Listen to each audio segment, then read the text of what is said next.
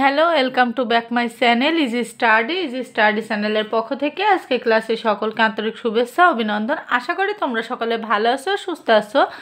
তো 2025 সালের 7ম শ্রেণীর শিক্ষার্থীদের আজ আমরা দ্বিতীয় অধ্যায়ের সমানুপাত ও লাভ ক্ষতি এই অনুশীলনীর 23 পেজের একটা কাজ দেওয়া আছে। তো এই কাজটি সমাধান আমরা আজ করব। তো কাজটি দেখো আমাদের কি বলেছে, 3টি অঙ্ক দেওয়া আছে কাজে। প্রথমে দেওয়া আছে ক/খ সমান 4:5, অর্থাৎ ক আর খর মান হচ্ছে 4:5, আর খ অনুপাত গ সমান 7:9।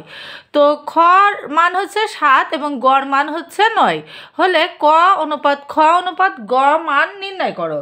তো এখানে আমরা কিন্তু এই কাজটি এর আগেও করেছি, আমাদের আরেকটা কাজে দেয়া ছিল। তো কাজটা আমরা যখন সমাধান করেছিলাম তখন কিন্তু আমরা শিখেছিলাম যে কিভাবে আমাদেরকে করতে হবে, অর্থাৎ প্রথমটির পূর্ব রাশি দ্বারা দ্বিতীয়টির উভয় রাশিকে গুণ করতে হবে এবং দ্বিতীয়টির উত্তর রাশি দ্বারা প্রথমটির উভয় রাশিকে গুণ করতে হবে। তো এটা কিন্তু আমরা শিখেছিলাম। আর এখানে তোমাদের যারা আজ নতুন তারা কিন্তু চাইলে আগের ভিডিওটা দেখে আসতে পারো। আর এখন যদি সম্ভব না হয় তাহলে 18 পেজে দেখা একটা সূত্র আছে, এই সূত্রটা তোমরা অবশ্যই একটু পড়ো, না হলে কিন্তু অঙ্কটা বুঝতে পারবে না। এখানে দিয়েছে দুইটি অনুপাতকে ধারাবাহিক অনুপাতে রূপান্তরের জন্য প্রথম অনুপাতের উত্তর রাশি দ্বারা দ্বিতীয় অনুপাতের উভয় রাশিকে গুণ করতে হবে এবং দ্বিতীয় অনুপাতের পূর্ব রাশি দ্বারা প্রথম অনুপাতের উভয় রাশিকে গুণ করতে হবে। তো এখানে দেখো ওই সূত্রটাই আর কি ফলো করতে হবে, না হলে অঙ্কটা আসলে সম্ভব হবে না। তো এখানে দেখো আমি কি করি আগে, তো দেখো এখানে আমি আগে অঙ্কটা উঠিয়ে নিয়েছি খাতায়। তো এখানে আমাদের এটা কি, এই ক নম্বরটা হচ্ছে আমাদের পূর্ব রাশি, হ্যাঁ এটা হচ্ছে আমাদের পূর্ব রাশি আর এটা হচ্ছে আমাদের উত্তর রাশি। তো সেম এইটা হচ্ছে পূর্ব রাশি আর এটা হচ্ছে উত্তর রাশি, দুইটারই কিন্তু একই থাকবে, জাস্ট অঙ্ক করার ক্ষেত্রে একটু পার্থক্য আছে। তো অঙ্কটা আমরা কিভাবে করব, প্রথমে আগে আমরা বলে নিয়েছিলাম যে যেটা আগে থাকবে সেটা উপরে হবে আর যেটা নিচে পরে থাকবে সেটা হচ্ছে নিচেই হবে। তো এটা তো তোমরা সকলে জানো আর ক্লাস 4-5 থেকে এটা করেছো। তো এখন আমি একটা সূত্র বললাম যে আমরা প্রথম রাশিটার ক্ষেত্রে প্রথম যে অনুপাতটা বের করব, প্রথম অনুপাতের ক্ষেত্রে দ্বিতীয় রাশির যে পূর্ব রাশি ছিল সেই পূর্ব রাশিটা দ্বারা প্রথম অনুপাতের উভয় রাশিকে গুণ করতে হবে। অর্থাৎ এখানে দেখো আমাদের এটা হচ্ছে পূর্ব রাশি, দেখো এটা যদি খেয়াল করে এটা হচ্ছে পূর্ব রাশি আর এটা হচ্ছে এই যে গ নম্বরটা হচ্ছে আমাদের উত্তর রাশি। তো এখানে খর মান কত, খর মান হচ্ছে 7, তাহলে এই যে পূর্ব রাশি দ্বারা আমাদেরকে প্রথম রাশির উভয় রাশিকে গুণ করতে হবে। তো এখানে উপরেও 7 নিচেও 7। তো তাহলে এখানে কি 4 কত, 4 28, তো 28 আমরা দিয়ে দেবো আর এই যে 5 35, তো এখানে 35টা দিয়ে দেবো।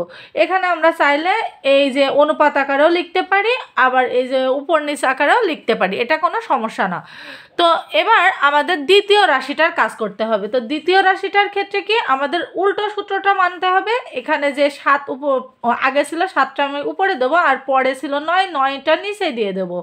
তো দেওয়ার পরে এখন আমাদের কি করতে হবে, প্রথম রাশিটার থেকে আমাদেরকে উত্তর রাশি নিতে হবে, কারণ দ্বিতীয় অনুপাত বের করার সময় প্রথম রাশির উত্তর রাশি দ্বারা দ্বিতীয় অনুপাতের উভয় রাশিকে গুণ করতে হবে। তো এখানে উত্তর রাশি কত, 5, তো সেই 5 দ্বারা আমরা গুণ করব। গুণ করার পরে এখানে দেখো আমাদের কত আসলো, 5 7 কত, 5 7 35, আর এখানে আমাদের 5 নং কত, 5 নং 45। তো সেই 5 নং 45 আমরা এখানে লিখে দেব। দেওয়ার পরে এখন দেখো আমাদের এই জায়গাতে কিন্তু আমরা চাইলে এই রাশির মতো লিখতে পারি যে 35 অনুপাত আমরা 45 লিখে দেব।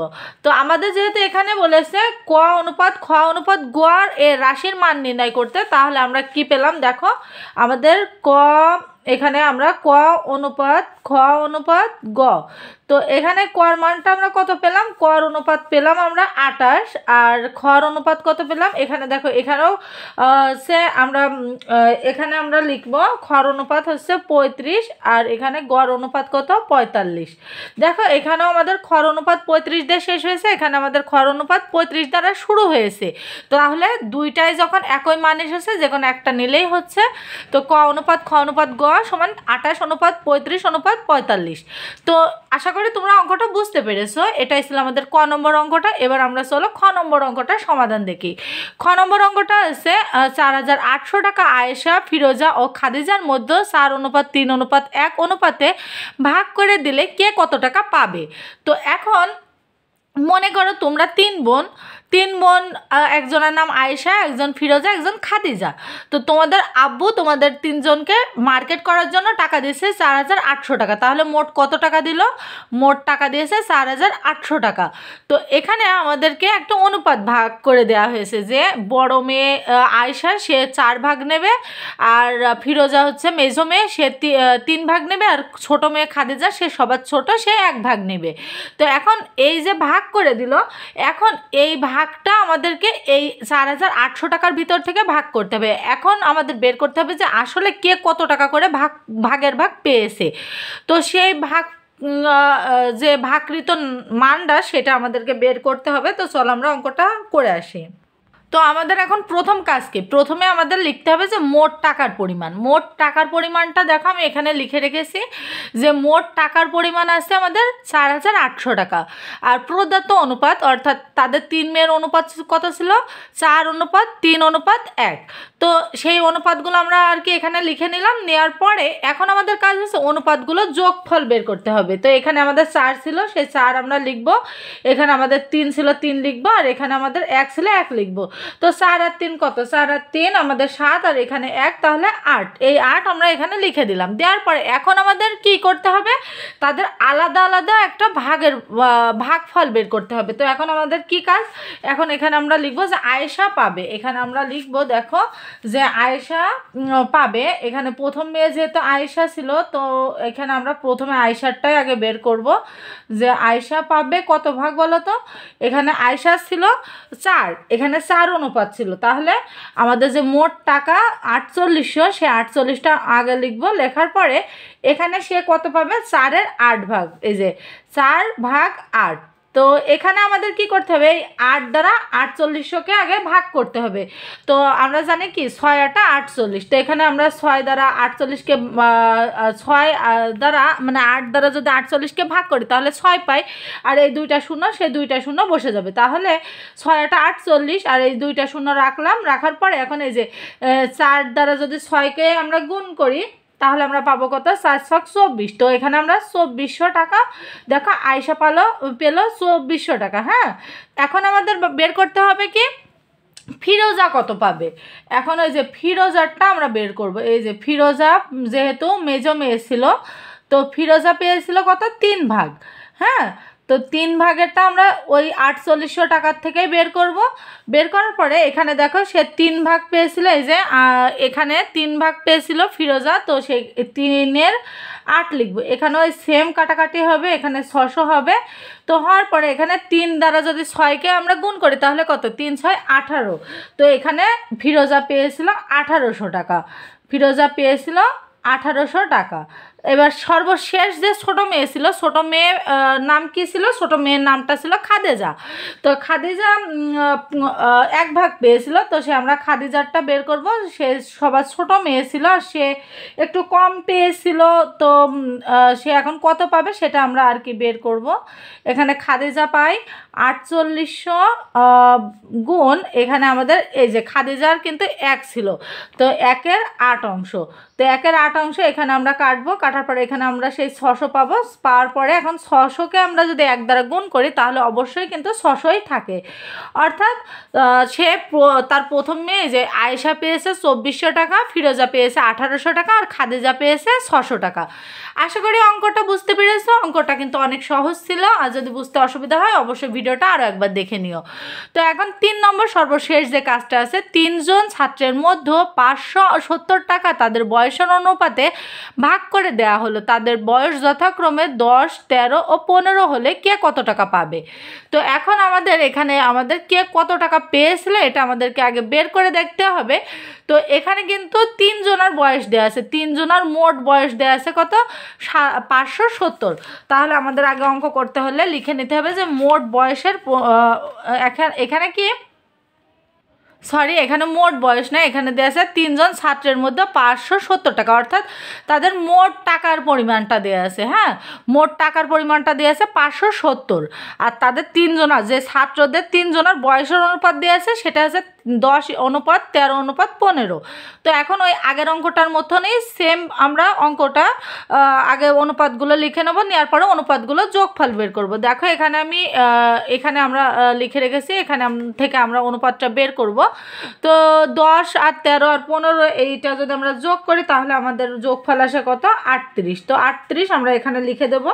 দেওয়ার পরে এখন আমাদের কি কাজ করতে হবে? এখানে আমাদের প্রথম ছাত্র পাবে, প্রথম ছাত্র টাকা পাবে।